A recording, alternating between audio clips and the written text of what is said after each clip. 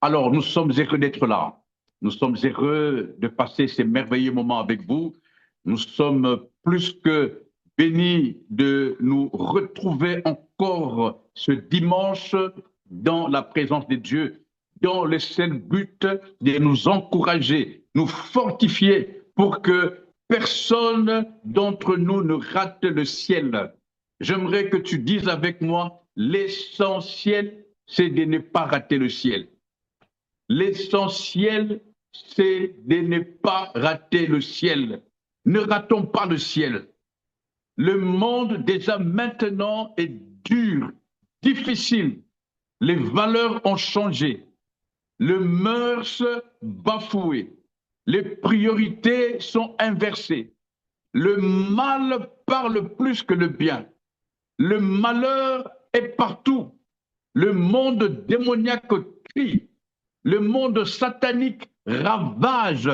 C'est à croire que, effectivement, ce verset où il est dit, votre adversaire, le diable, rôde, cherchant qui dévorer, est d'actualité.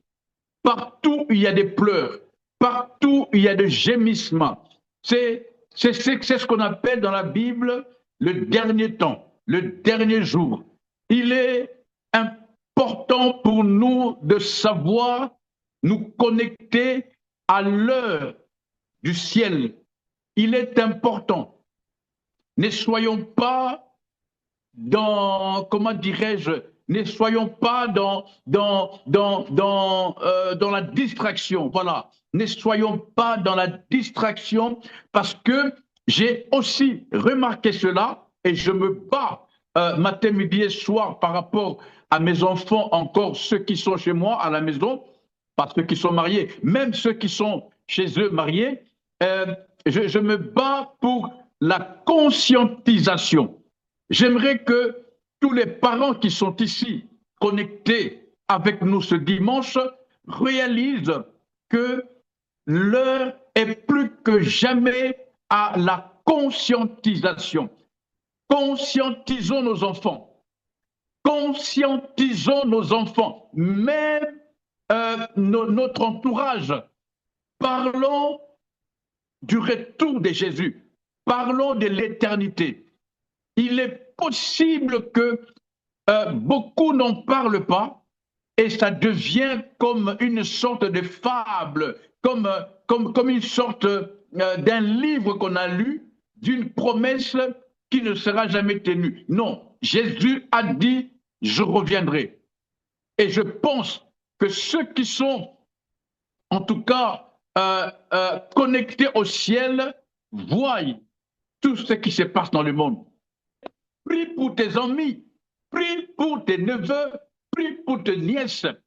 Ne te laisse pas distraire par la méchanceté, quel que soit ce qu'on a dit sur toi, quel que soit ce qu'on a dit contre toi, que cela ne dérange pas ta connexion directe avec Dieu. Restons connectés à Dieu, restons totalement imprégnés de la parole et que le Saint-Esprit qui est en nous move, qu'il manifeste les œuvres de l'Esprit. Alléluia. Voilà, c'est important ce que je dis parce que j'ai fait un constat. Vous savez, je suis en train d'observer beaucoup de choses. Le diable installe la souffrance dans des familles, le tout dans le seul but de nous défocaliser et de nous distraire. Quand tu es distrait, tu ne tiendras plus sur les voies qui mènent à Dieu. La distraction est un élément très dangereux. C'est pourquoi il est écrit « Veillez et priez sans cesse ». Parce que dès lorsqu'on se détache de la vie de prière, eh bien, on tombera dans la routine, dans l'expectative. On ne sera plus acteur, on sera on sera comme un assistant, un figurant, et c'est dangereux. C'est dangereux. Je nous appelle à la conscientisation. Ne passons pas une nuit, une journée sans la prière dans notre famille. Remettons au centre le culte de famille.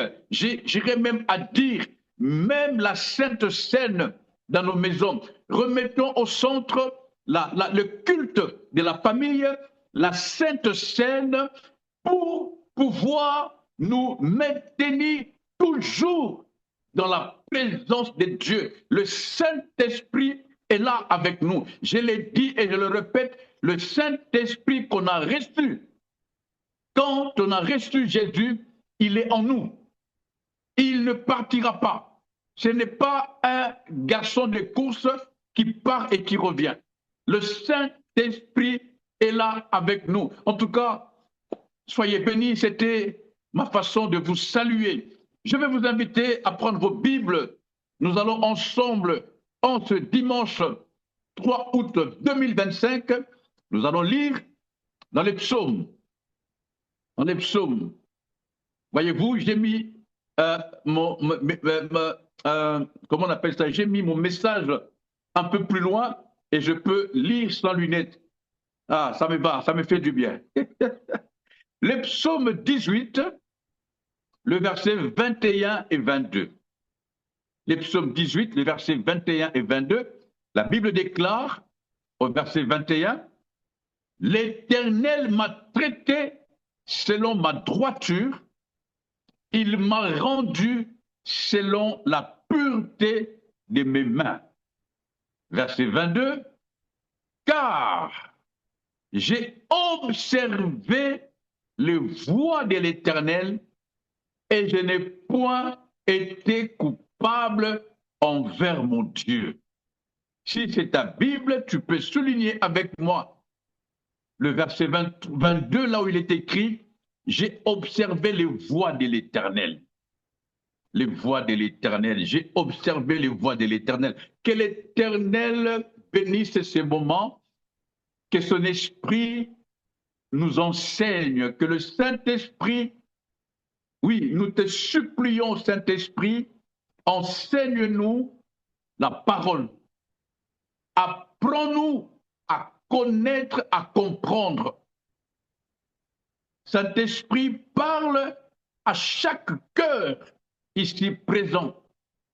Nous pensons même à ceux qui vont nous suivre en rediffusion. Saint-Esprit, partout où ira ce message, qui ait de l'impact, que les hommes, les femmes se décident à rechercher tes voies, à marcher selon tes préceptes et à ne jamais s'en détourner.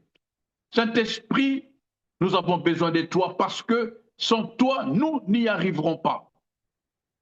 Garde-nous près de toi, enseigne-nous cette parole et donne-nous les capacités, oui, donne-nous les capacités, non seulement à écouter, mais à les appliquer. Au nom de Jésus, nous avons prié et nous disons tous ensemble Amen. Le psalmiste dit, le psaume 18, le verset 21 et 22 que nous venons de lire, l'Éternel, au fait, laissez-moi lire le verset 22 et puis le verset 21. J'ai l'impression que le verset 22, le verset 21 est la conséquence du verset 22. C'est comme ça que je vois les choses. Parce qu'au verset 22, il dit, « J'ai observé les voies de l'Éternel et je n'ai point été coupable envers mon Dieu. » C'est pourquoi, maintenant le verset 21, « L'Éternel m'a traité selon ma droiture. Il m'a rendu selon la pureté de mes mains. » En d'autres termes, montre-moi quelqu'un qui marche dans la droiture, montre-moi quelqu'un qui a des mains pures, je vous répondrai par le verset 22, c'est quelqu'un qui marche qui observe le voie de l'Éternel, c'est quelqu'un qui n'est pas coupable envers Dieu. Nous allons en parler. Celui qui marche dans la droiture, c'est celui-là qui a choisi. Parce que, voyez-vous, c'est une question de choix. Dieu n'impose à personne. Dieu n'oblige à personne. C'est un choix libre. Parce que Dieu n'est pas là pour nous imposer des choses. Mais il nous conseille d'observer le voie de l'Éternel et de ne pas être coupable envers Dieu. C'est alors que nous serons jugés, ou plutôt nous serons dignes d'être appelés des hommes et des femmes qui marchent dans la droiture et qui ont des mains pures. La Bible dit, qui montera à la montagne de l'Éternel? Qui? N'est-ce pas celui qui a des mains pures, une conscience pure? Je paraphrase.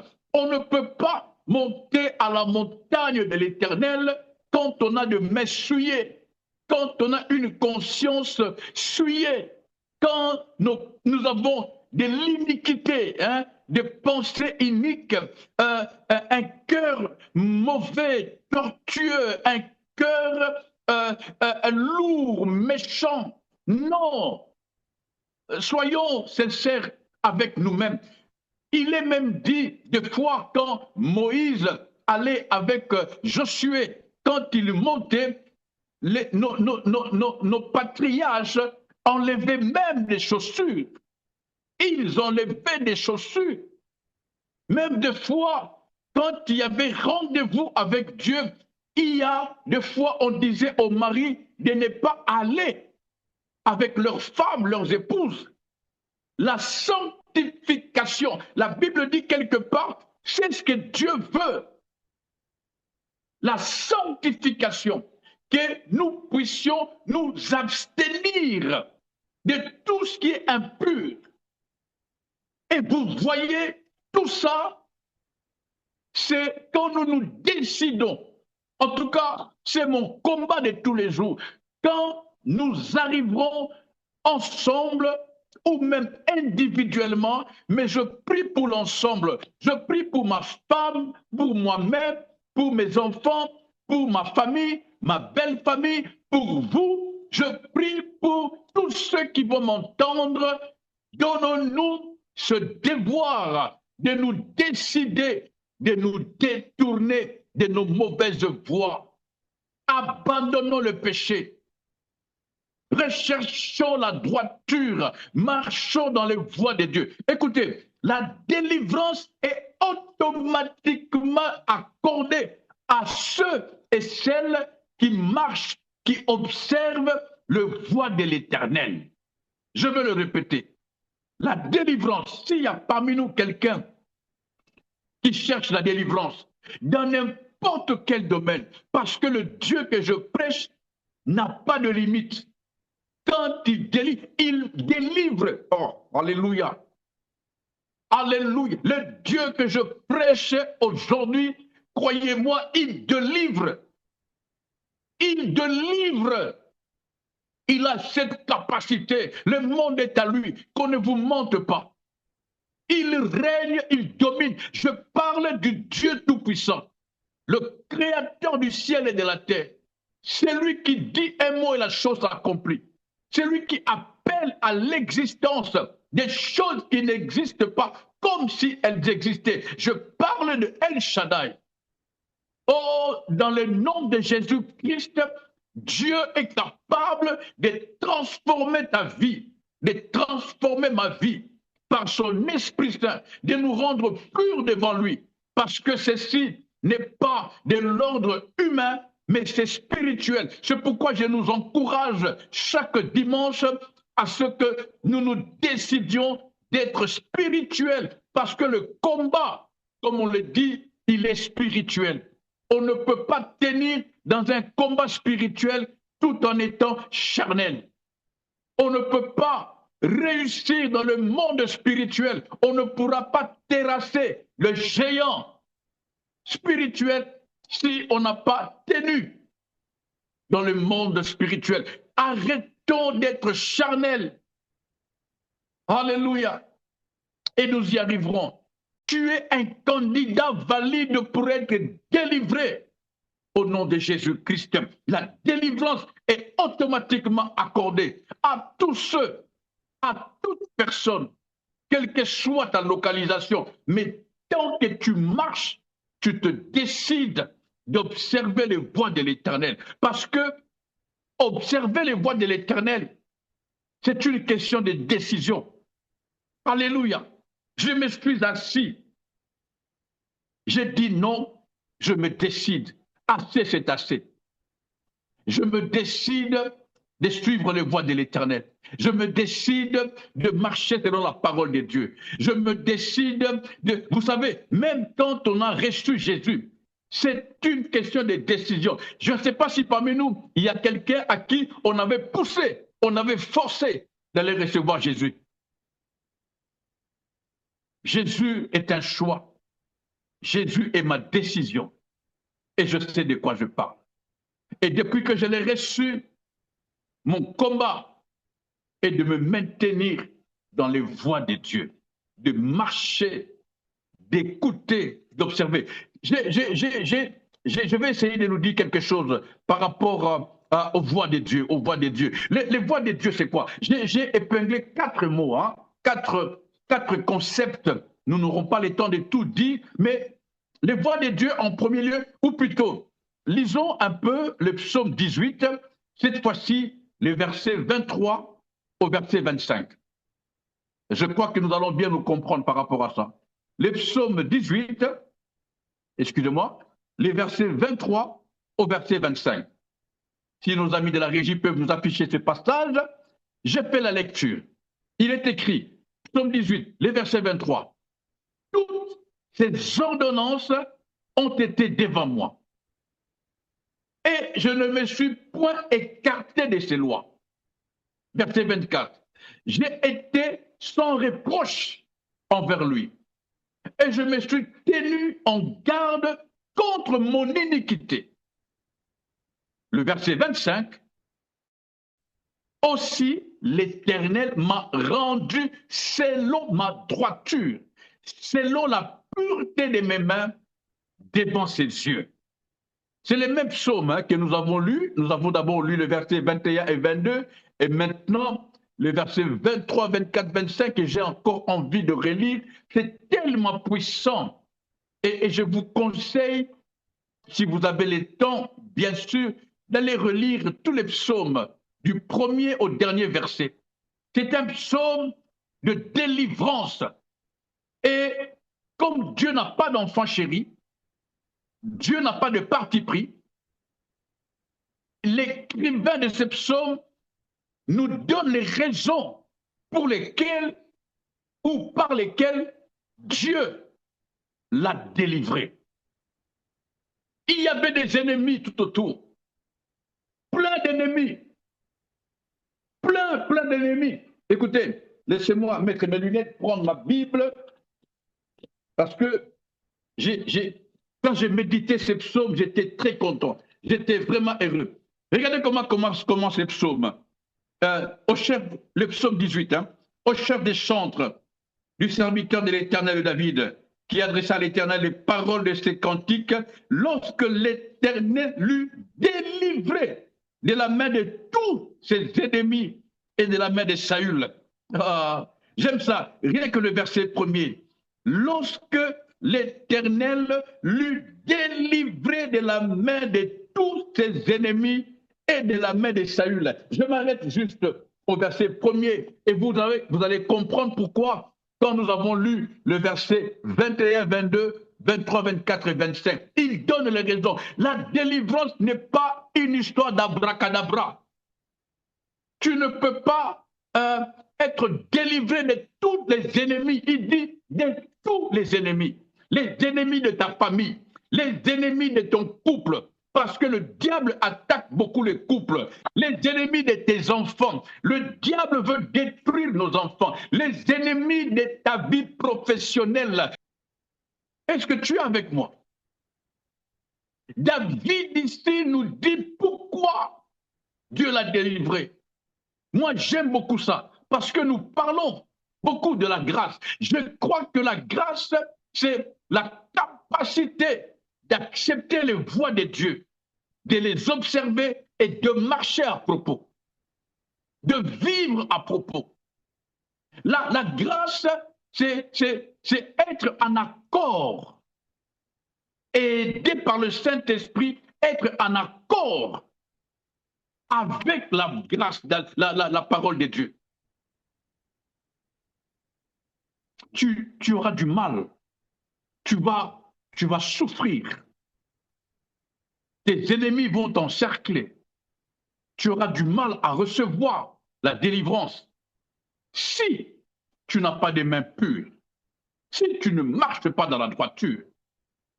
J'ai vu sur cette terre des gens changer de cap juste parce qu'ils ont été acculés par les ennemis, excusez-moi ce terme.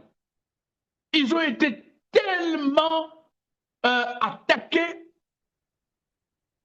et il a abandonné la foi. Parce que pour lui, plus il y a des ennemis, moins Dieu l'aime. Avez-vous déjà vu des gens pareils? Et peut-être même parmi nous.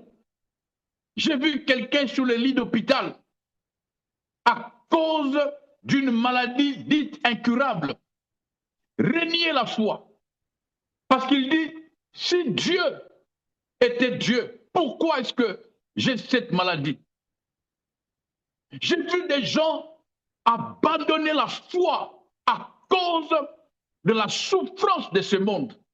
J'aimerais te dire à toi qui es là, et si tu es dans des situations où tu es entouré de difficultés, des problèmes de ce monde, ne lâche pas, ne lâche pas.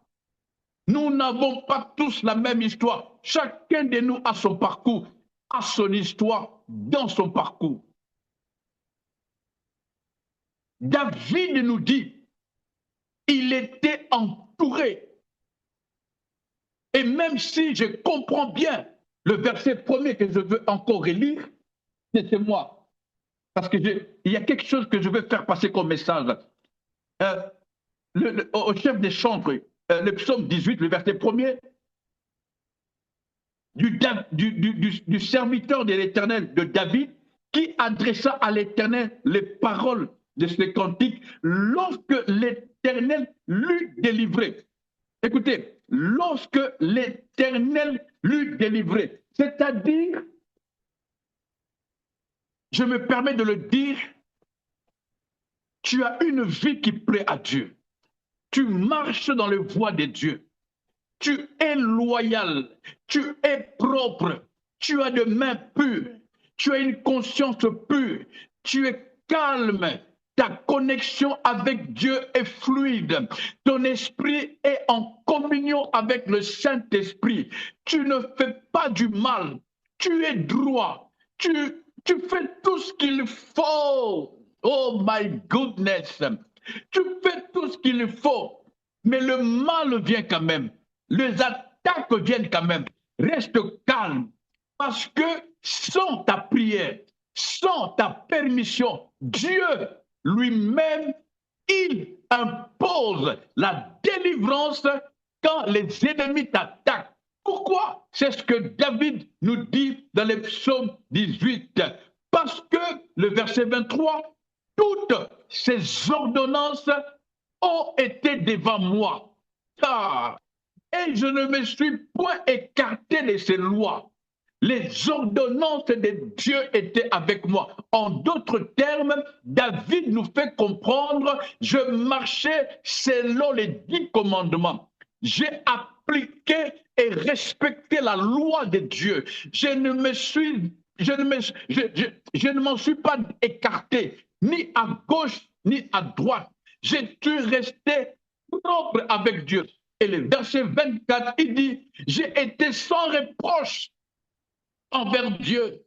Est-ce que parmi nous, il y a quelqu'un qui peut être sans reproche envers Dieu? C'est le verset 24, mon Dieu, j'ai été sans reproche envers Dieu.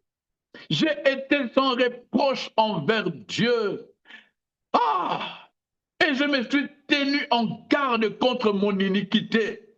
Quand le péché venait, parce que, je l'ai dit dimanche passé, la tentation en elle-même n'est pas un problème. Le problème devient problème quand j'amorce, quand j'accepte. Le diable propose. Le diable ne nous impose pas parce qu'il n'a aucun pouvoir sur nous. C'est quand nous-mêmes, librement, nous acceptons. C'est là que la tentation devient un péché.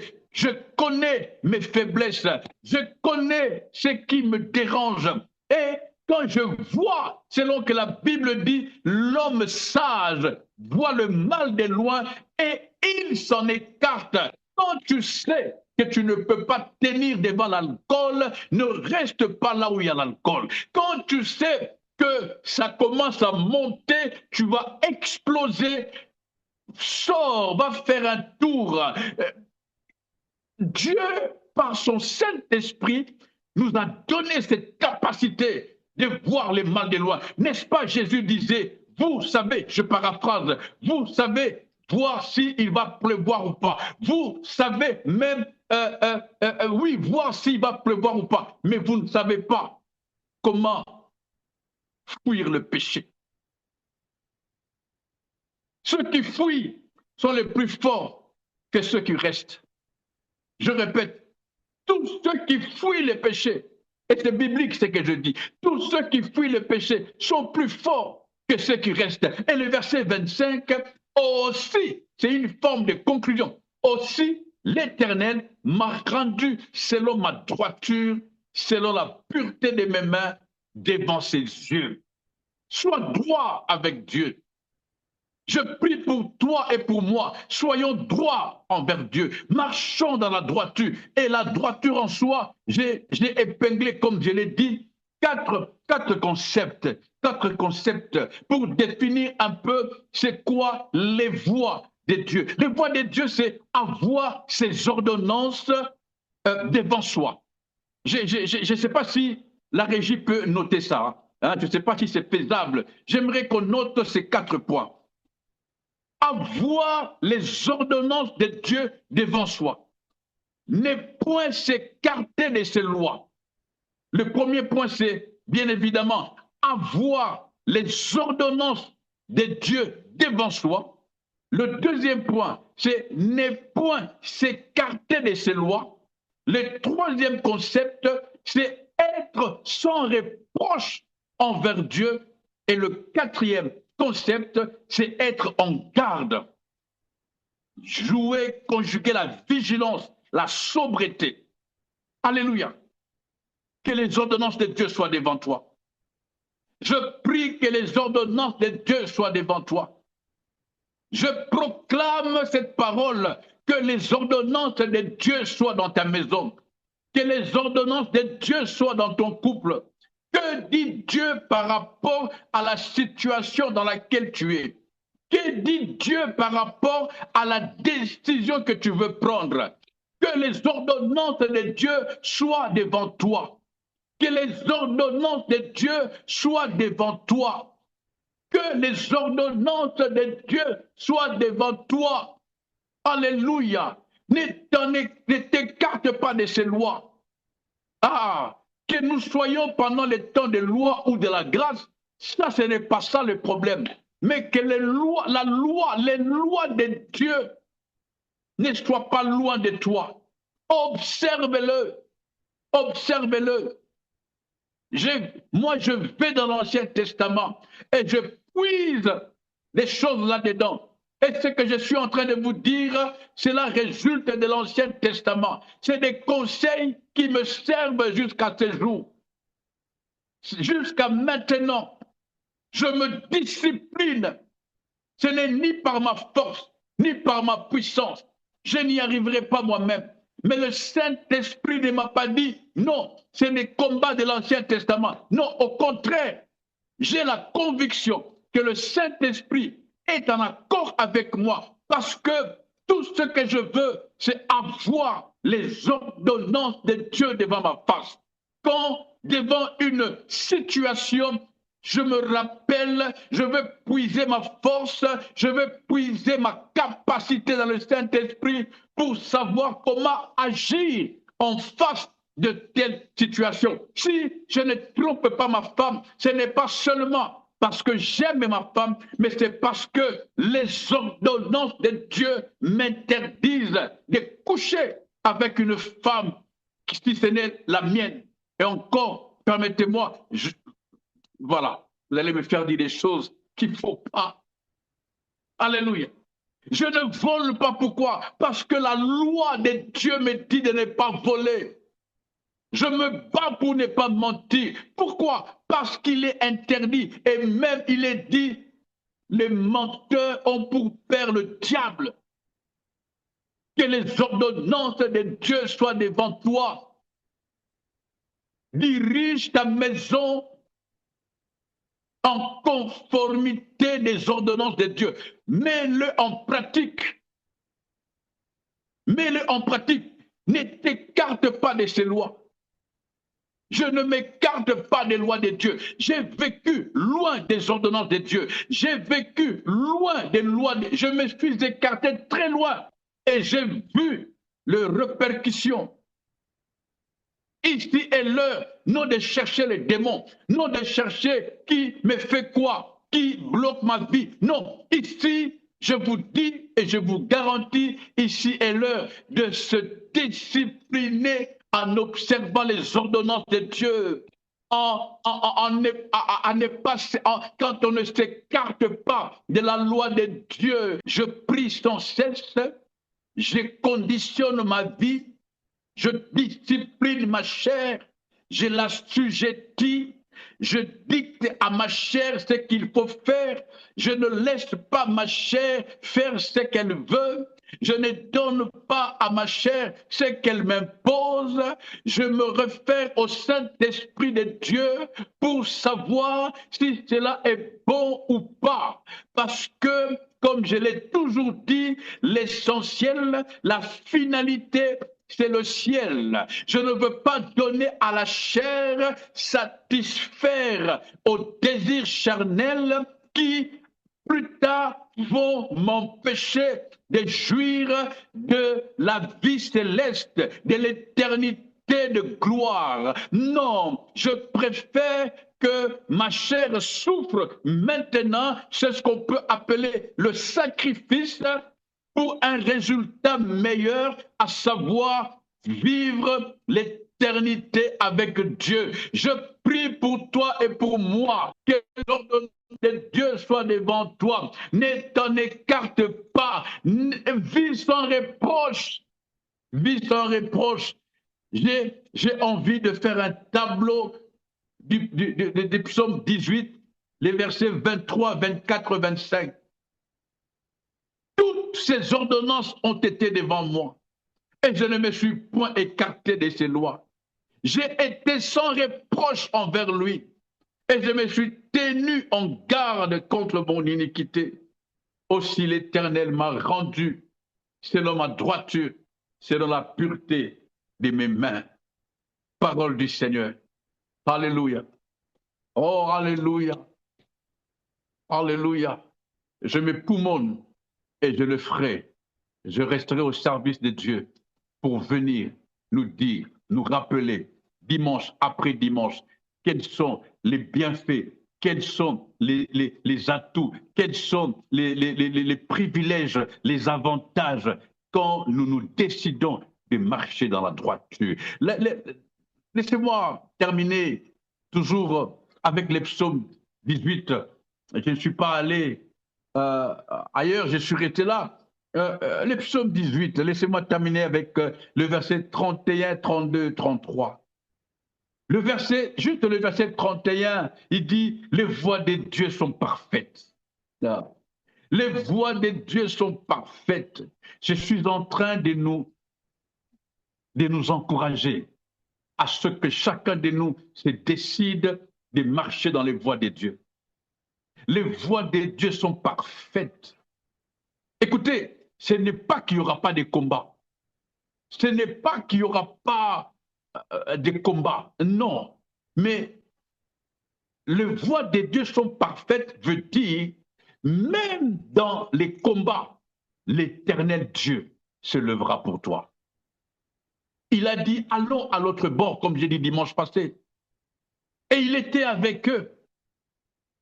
Mais comme ils ont accepté de marcher dans les voies de Dieu, en ayant entendu la voix de Dieu, quand arrivent les combats, quand arrivent les troubles, quand la tempête s'élève, quand les vagues se soulèvent, Dieu intervient. C'est ce que David a dit au verset 1er. Lorsque l'Éternel l'eut délivré de la main de tous ses ennemis, je t'assure, mon frère, toi qui es là, ma soeur, l'Éternel va te délivrer de tous tes ennemis. Je n'ai pas entendu ton amen. Je le répète, l'Éternel Dieu va te délivrer de tous tes ennemis. Des ennemis que tu connais, des ennemis que tu ne connais pas. L'Éternel Dieu va te délivrer. L'Éternel va te délivrer de toutes les maladies. L'Éternel va te délivrer de ce poids de chômage. L'Éternel va délivrer quelqu'un parmi nous de ce poids de célibat. L'Éternel va délivrer tes ennemis. La Bible dit au verset 1er du psaume 18, l'Éternel lui délivrait de tous ses ennemis. Alléluia. De tous, sans exception. Même les ennemis que tu ne connais pas. L'Éternel en est capable. Qui peut tenir devant notre Dieu? Qui peut tenir devant lui? Ne sois pas dans la distraction de baisser les bras parce que tu n'as pas ce que tu as demandé, ou plutôt tu n'as pas encore ce que tu as demandé. Continue. Moi qui vous parle avec autant de force, je n'ai pas tout ce que je veux, mais j'ai la certitude que celui qui a fait la promesse est fidèle. J'ai la certitude que le Dieu d'Abraham me veut heureux. J'ai la certitude que le Dieu d'Israël me veut heureux. Il a dit, quand tu observes les voies de Dieu, quand tu marches dans les voies de Dieu, tu vivras heureux sur la terre. Je n'ai pas à courir derrière le diseur des bonnes aventures. Je n'ai pas à chercher qui a lié ma famille, qui a bloqué ma famille. Non, je me décide tout simplement de marcher dans la droiture, d'avoir des mains pures. C'est ce qu'on appelle le vrai combat spirituel. Alléluia. Le vrai combat spirituel. Qui peut m'arrêter si Dieu m'a approuvé? La Bible déclare lorsque l'Éternel approuve les voies d'un homme, il dispose favorablement à son égard, même ses ennemis. Ma prière pour toi et moi, c'est que Dieu approuve notre voie, que Dieu approuve notre prière, que Dieu approuve notre façon de marcher, que Dieu approuve notre façon de penser, que Dieu approuve notre façon de réfléchir, que Dieu approuve notre façon d'aimer notre prochain, que Dieu approuve notre façon de le servir. Que je plaise à Dieu et que tu plaises à Dieu. C'est ce que nous devons instaurer dans nos familles. La vie de prière, le culte chaque jour, oui, même un culte de 2 secondes, asseoir les enfants, asseoir son mari, asseoir sa femme, parler de Dieu pendant 2 secondes, prier, imposer la loi de Dieu, rappeler les ordonnances bibliques à nos enfants afin qu'ils puissent les observer. Ne nous plongeons pas dans ces histoires de lois, de grâce. Non, je veux une chose que je nous demande. Croyez-moi, recherchons que Dieu approuve nos voies. Le psaume 18, le verset 31, commence par les voies de Dieu sont parfaites. Et il dit, la parole de l'Éternel est éprouvée.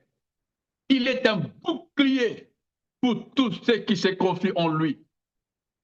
On ne saura pas t'avoir tant que tu resteras dans les voies de Dieu. Elles sont parfaites. Si tu ne crois pas, essaye. Décide-toi d'être droit, de marcher dans la droiture, et tu verras que la parole de Dieu, elle est vraie, elle est puissante et elle agit. Quand tu es dans les voies de Dieu, l'Éternel sera ton bouclier. Il sera ton bouclier. Le verset 32, car c'est même un chant que j'aime Dieu. Qui est Dieu si ce n'est l'Éternel? Qui est un rocher si ce n'est notre Dieu? Ah, quelqu'un connaît ce chant? C'est un chant de nous autres. Ça date de... Hein? Voilà. Le verset 32, car qui est Dieu si ce n'est l'Éternel? Qui est un rocher si ce n'est notre Dieu? C'est Dieu qui me ceint de force et qui me conduit dans la voie droite. C'est Dieu qui me qui me ceint de force et qui me conduit dans la voie droite. J'ai une pensée qui me vient à l'esprit maintenant. Alléluia, alléluia, alléluia, alléluia. L'Éternel est bon, l'Éternel est merveilleux. Il est digne de louange, digne d'adoration. Nous les servons parce que nous l'aimons. Nous les servons parce que nous croyons en lui. Nous sommes matin, midi et soir au service de notre Dieu parce qu'il est bon et il est merveilleux avec nous. Quelqu'un dit avec moi Amen. Alléluia, alléluia, alléluia, alléluia. Que les ordonnances soient devant toi. C'est ma prière pour toi aujourd'hui, que tu ne t'écartes pas de ces lois, que tu sois sans reproche. C'est là où les Romains s'empoignaient, que tu sois sans reproche. Quelqu'un m'a dit, quoi, veux-tu que je devienne parfait? Je lui dis, la perfection n'est pas l'état direct. La perfection est l'intensité, la capacité d'être vrai quand tu te décides de chercher la voie de Dieu. Le reste, Dieu s'en occupe. C'est une question, ça vient avec le temps. C'est un processus. Et sois en garde. Beaucoup sont tombés parce qu'ils étaient dans les Kidiba, comme disent les Congolais. Soyez bénis, mes amis, soyez bénis. Au nom de Jésus, j'ai fini mon message sur le voie. Aujourd'hui, j'ai fermé mes notes. Et je pense sincèrement que nous avons tout dit, en tout cas concernant notre capacité à rechercher le ciel. C'est le voie de Dieu qui nous mène au ciel. C'est le chemin par excellence. Et nous avons dit que ce chemin a un nom. Ce chemin, c'est Jésus. Les ordonnances, c'est Jésus. La loi, c'est Jésus. Pour vivre sans reproche, il faut être en Jésus. Pour vivre en garde, il faut être en Jésus. Tout est en Jésus. Tout est en Jésus. Il est tout en tout. Rien ne peut se faire en dehors de Jésus. Et c'est ce que le Saint-Esprit est en train de m'apprendre au jour le jour. Recherchons la communion avec le Saint-Esprit. Recherchons l'intimité avec le Saint-Esprit. Et il nous enseignera la Jésus-fiabilité. Nous serons alors des hommes et des femmes matures, avec une stature parfaite, sachant ce que nous voulons. Ne prions pas pour prier. Je ne prie pas pour prier. Je prie non pour avoir les choses de ce monde, mais je prie pour que je ne rate pas le ciel. Pendant les cultes des familles avec ma femme et mes enfants, j'insiste sur le fait que nous devons nous assurer de ne pas rater le ciel, parce que Jésus est allé au ciel pour nous préparer une place. On n'entre pas au ciel parce qu'on est français ou parce qu'on est belge. Le ciel est un lieu où sont réunis des hommes et des femmes responsables, pas des victimes. Et le responsable, c'est toute personne qui, ici-bas, sur la terre, a des mains pures, marche dans la droiture. Lorsqu'on voit un papa avec une cravate, costume, tout ce que vous voulez, et qui est un voleur, ce n'est plus un responsable, c'est un aventurier, et je pèse mes mots. Lorsqu'on voit une femme bien habillée, avec un grand titre, mais qui trompe son mari, cette femme n'est pas responsable, elle ne marche pas dans la droiture, elle est aventurière, elle est moins sérieuse. Et je pèse mes mots. Je nous appelle, je nous encourage ensemble que nous puissions nous décider, combattre les bons combats. C'est ça les bons combats, à savoir la capacité de marcher dans la droiture. C'est ce que Dieu dira à Abraham. Marche devant ma face, ne t'en détourne ni à gauche ni à droite. Marche devant ma face, en communion avec le Saint-Esprit pour nous aider, parce que ce n'est pas facile. Oh, croyez-moi, c'est pourquoi je ne me moque jamais, je ne juge jamais ceux qui tombent, parce que ce n'est pas facile et je sais de quoi je parle. Je sais de quoi je parle. Mais ici, nous sommes arrivés à ce stade de maturité où nous avons la parole que Dieu nous a donnée et l'autorité que Dieu nous a donnée par le Saint-Esprit. Au nom de Jésus, nous ouvrons notre bouche et nous parlons. Nous parlons. Et bien sûr, avant de parler, nous nous assurons être bien équipés de toutes les armes de l'Esprit, bien équipés de l'onction du Saint-Esprit. N'allons pas parler si nous avons un pied dedans, un pied dehors. Non, nous allons parler au monde de ténèbres. Nous allons parler au monde démoniaque. Nous allons parler dans le monde spirituel en étant assurés que nous avons les deux pieds dedans. Les deux pieds dedans, notre corps, notre esprit, notre âme en plein dedans, et que c'est le Saint-Esprit de Dieu qui parle à notre place. Et nous parlons. Et la Bible déclare, moi je le crois, ce que je veux lier sur la terre sera lié dans les cieux. Ce que je veux délier sera délié dans le ciel. J'ai ce pouvoir, la capacité de changer les donnes. Je ne me tais pas, je parle au nom de Jésus. Parle, lève-toi dans ta maison. Ne laisse pas les sommeils te voler ton avenir. Ne laisse pas, n'accepte pas que la fatigue te fasse rater le ciel. Lève-toi la nuit, lève-toi à 3 heures du matin, lève-toi à 4 heures du matin. Même si tu n'as pas le courage ou la force de prier, mets une prédication, mets un cantique, mets une adoration et ça va venir. Le Saint-Esprit est au rendez-vous et tu verras, tu risques de passer 3 heures en train de proclamer, de parler pour ta famille, de parler pour ton couple. N'accepte pas le divorce, n'accepte pas que tes enfants échouent, n'accepte pas le chômage, n'accepte pas, parce que ce n'est pas ça la volonté de Dieu. La volonté de Dieu est que tu jouisses, la volonté de Dieu est que tu sois heureux, la volonté de Dieu est que tu sois heureuse, la volonté de Dieu est que tu sois épanoui dans tout ce que tu entreprends. Que le succès soit avec toi, que le bonheur et la grâce t'accompagnent. Ce n'est pas à toi d'accompagner le bonheur et la grâce. Non, c'est au bonheur et à la grâce de t'accompagner. Alléluia. Soyons matures, bien-aimés. Vaquons à la prière. Lèvons-nous et prions. Rien ne peut s'obtenir sans la prière. La prière est la base.